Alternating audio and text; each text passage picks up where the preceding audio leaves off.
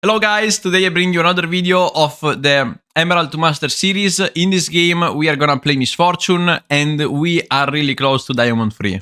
MF does not stop in Platinum, you can play here till Challenger literally, and I don't know, the champion is literally Thanos, easy to execute. And again, if you haven't watched it already, I've made a video on how to play Misfortune. I will leave it up on the right, on the cards. And the first thing that we are gonna do is level up here and just cast it right away, because that's the most consistent way of getting free gold. And a bit of earlier rush, that's always really good. Now let's see, the enemy is looking for a bit of a trade on me. Weakening him. You can still play parallel here. Look at this guy making a huge mistake because he didn't play parallel with Seraphine. So he has to go Stouts. Holy shit, Seraphine is almost dead. Sorry, Sona. I mean, Sona and Seraphine are literally the same thing. Can you actually explain me what's the difference? I guess the one that doesn't talk? Okay, that's not funny. Low-key, that's not funny. Low-key, this wasn't funny at all. So, the enemy team is looking for a lot of things, but in the end, it's not even that crazy. You can Q this minion. Boom. That's 200 damage right away. That's why I love MF, man. The level of execution of this champion is so shit that I can talk while making the video and you would be like, what the fuck, how is this guy playing so well despite playing in Diamond and playing like this? Well, the champion is easy as fuck, so there's not much else to say.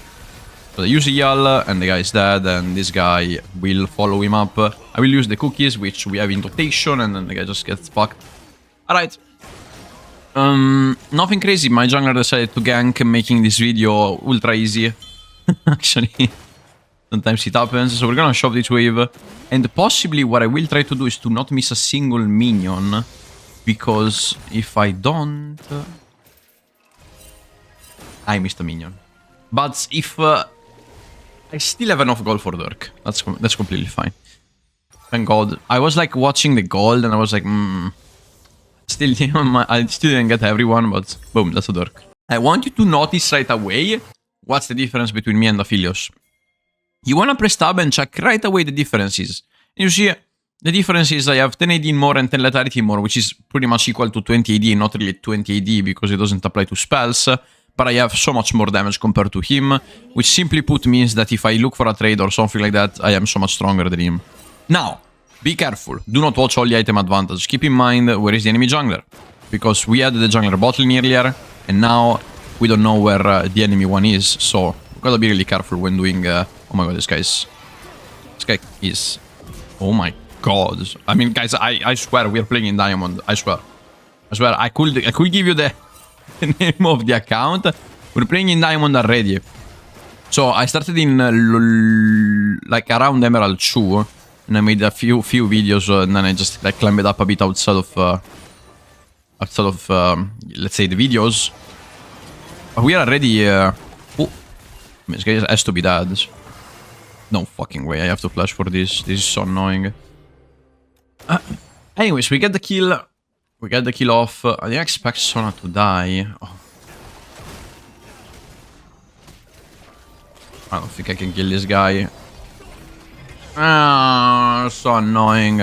How did he... It was in my back? I mean, we knew it that Lee was bot lane, so... It was my fault, I shouldn't have flashed on the guy. If you think about what I said, right? We knew that Lee Sin was bot lane somewhere. Now, I didn't know exactly where, because they had opposite pathing, but... I had to respect and not flash there, if that makes sense. Like, those things you see them only after you make the play, sadly. But like, if I was thinking a bit more about it, of course, I wouldn't have died. I just didn't expect the leap passing from the back. That was really weird. Usually they pass from like here, but I guess the guy invaded somewhere. Now we didn't have any single ward in this game, so it's kind of normal that I will die to it. But again, guys, I hope you're enjoying the series and you're learning something new. Every single time I'm playing a different champion to help you understand, maybe if you want to like play different character sometimes, how to play them, and I don't know which type of skills, spells, how to manage the champion in the early game. This guy is ultra dead. He might actually look for me. Of course. But I still think that they are quite cooked anyways. We're dodging everything, yeah. I don't think it's close. We dodged every Seraphine spell. That was quite good.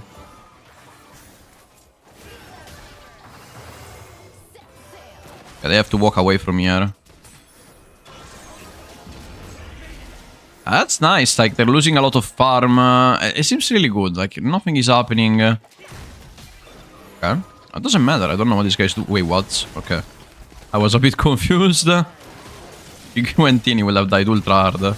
Oh my god. Bro, it's better if you base at this point, I will say. If I had the first strike, he would have died. I think I didn't have it for like so few. Oh, come on. He took off first strike. And what I saw in these days is that Seraphine is currently ultra played. It's actually crazy. Like, the play rate of Seraphine is just going through the roof. Every single game I enter, there's a Seraphine player. Every single one of them. Now, I have no idea on if it's because people just want to easy win or they like the character. Like, that's a bit of a weird situation. Because imagine if Sona became one of the best characters in the world. Will people actually start playing fucking Son every game? Like, no, I don't think so, you know what I'm saying? Like, even if the champion could be the best character in the world, I don't really see people enjoying Sona, like, you know? So, because of that, I'm like, I don't know. I feel like people only play what makes them climb up. It's really sad thing. I was used to, like, play whatever I enjoyed. And, of course, the first time I reached a challenger was with Jinx, which was my favorite character. And also pair it up with some other characters, just like Vayne. Mostly hyper carries, really. Aphelios, some Zeri here and there. I don't really know why now there's like this thing where, I mean, there's this character which is like broken as fuck. I guess I'm gonna play it. It's not even like, she's that broken. I mean, she's annoying for sure, but she's not that broken. It's more than anything, it's really easy to execute. Which simply put makes you able to be really consistent throughout your games. Here we're gonna slow push instead of pushing. And I wanna shove the next one, which is this one. Now the guy pushed it a bit too far, which kind of annoys me. That's pretty good. I mean, would have been pretty good if Sona just doesn't drop me like a punch bag.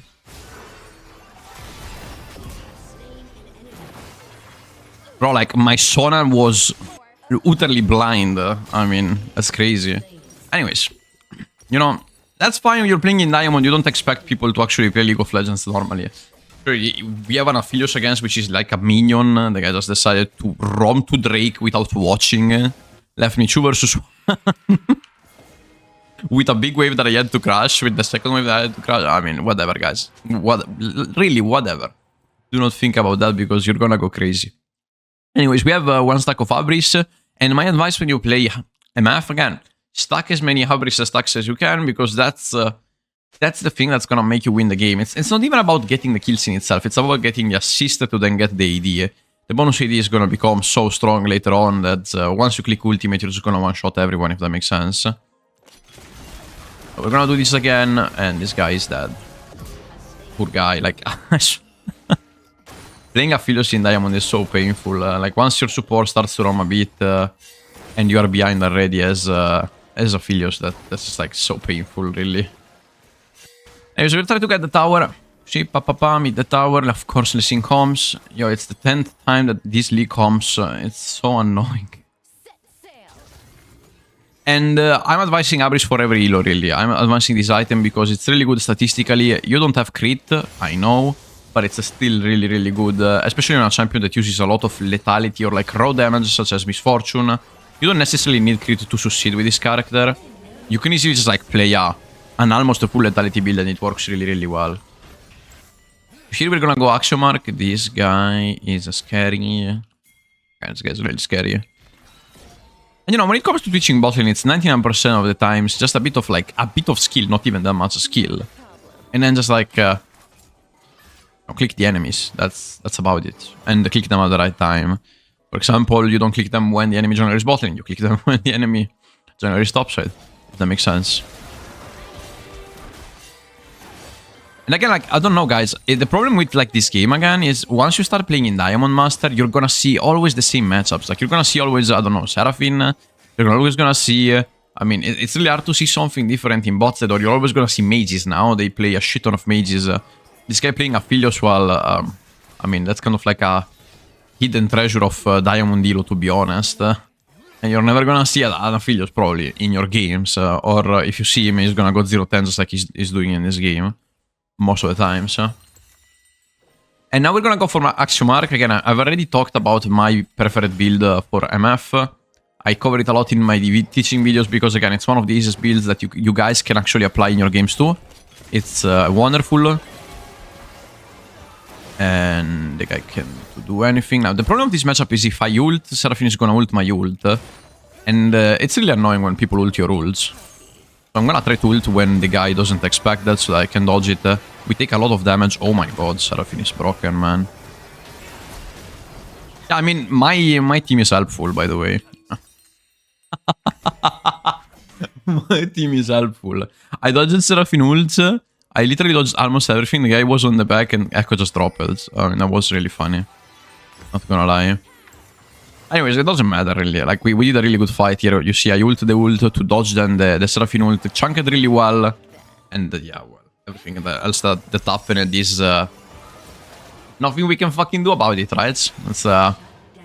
That's just how people play in Diamond. You have to accept that.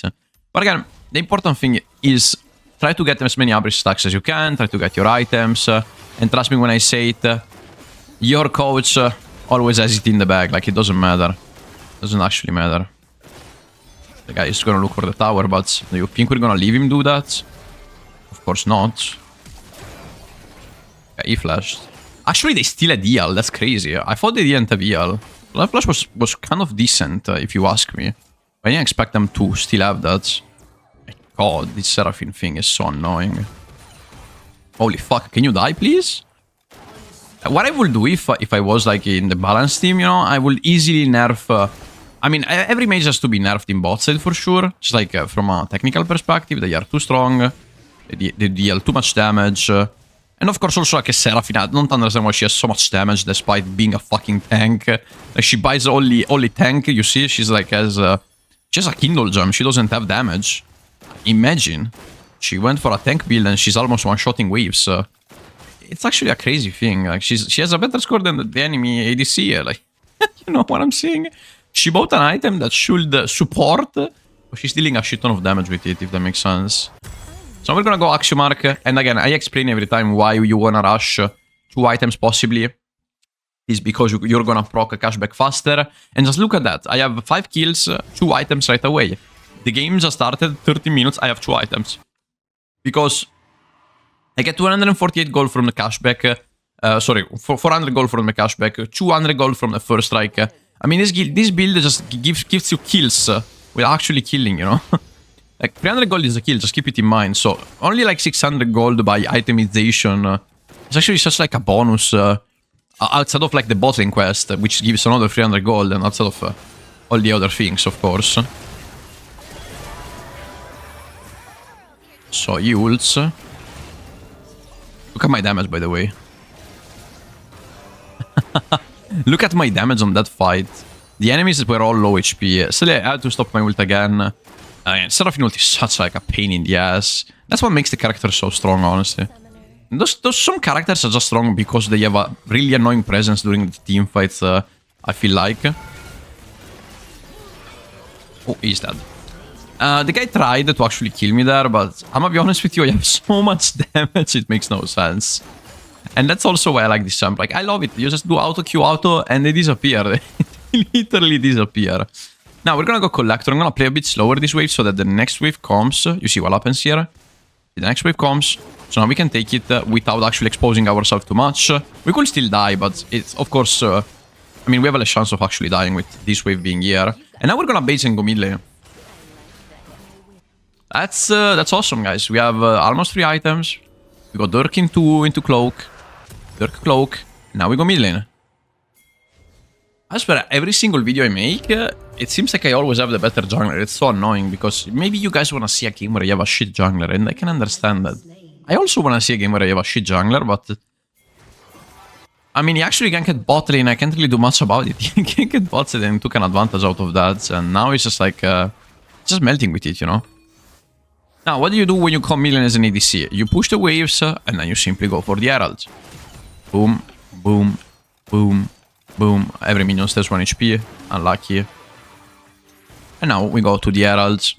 99% of the times, once you reach mid-game, early lane, sorry, after early lane, you simply want to start objectives. Like, you start an objective and simply do it. It's...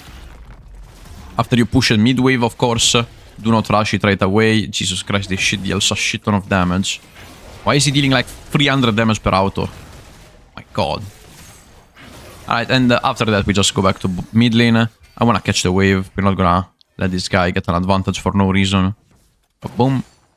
Boom. Every minion will stay 1 HP here, so I'm just gonna wait every auto. And I just wanted to notice that by doing Heralds, I got the assist, and now I have an Empowered Recall. I'm gonna use the Empowered Recall for possibly the next Drake, which is in about 3 minutes. We have the Drake Soul or whatever it is at in 3 minutes. So I'm gonna keep the fast recall for that thing. Or, yeah, when I have to base for Collector pretty much. For example, I don't want to join this fight too much. It's really hard and we don't like that. We're just chilling and taking mid-waves here. We want to take mid-waves without actually dying, possibly, of course. Your objective is always the same. Take mid-waves, not dying. Take mid-waves, not dying. And you see how I'm taking it every time from max range. Like, I don't wanna like walk there, try to look for a trade. It's a different timer for us. Like, we don't really care about trading right now. So Q, boom. We have 1k400 for Collector. You see my Millionaire is shadowing now. So if he's shadowing, I can walk up and say, okay, we're playing for million now, so I can play a bit more aggressive. Now we take this tower. And we can easily look for the second as well. Now, that's a bit deep. We can look for a piece of it. I wouldn't go for the full tower. Let's see if... let's see what happens, because I'm still MF, right? And MF, we know how fast she bars his tower down. Look at that, we took a second tower just like that. Just because of the MF passive, right? And the tip here is just like, click a minion, click the tower, click the minion, click the tower, and you're gonna add additional damage every single time. Now, I could base, I have item already. I guess we do. Again, I wanted to keep this reset for the Drake optionally, but that's fine anyways. I'm gonna go here, Collector, and then again here, the decision is between Lord Dominic and Infinity Edge. How do you decide? Lord Dominic, if you want some more ultimate damage, and also more damage into armor targets. Infinity Edge if you want more single target damage with autos, and the enemies are squishy. So in this context, everyone is squishy right now. Everyone just like has no armor. So we can easily look out for Infinity Edge in this game. And I probably will, depending on how much gold I gather. Now, I just went for a longsword instead of looking for Infinity Edge.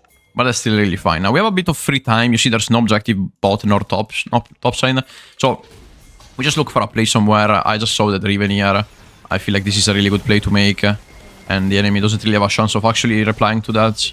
And the enemy just FF'd.